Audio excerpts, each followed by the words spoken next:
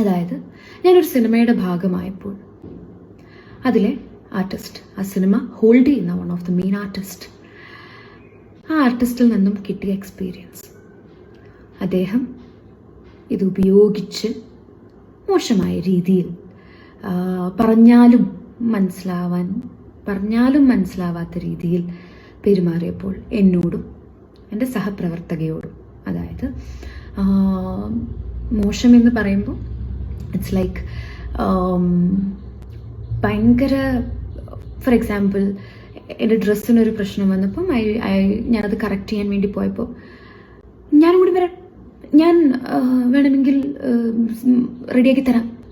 എന്നൊക്കെ പറയുന്ന രീതിയിലുള്ള, അതും എല്ലാവരുടെയും മുന്നിൽ വെച്ച് പറയുന്ന രീതിയിലുള്ള തരത്തിലുള്ള പെരുമാറ്റവും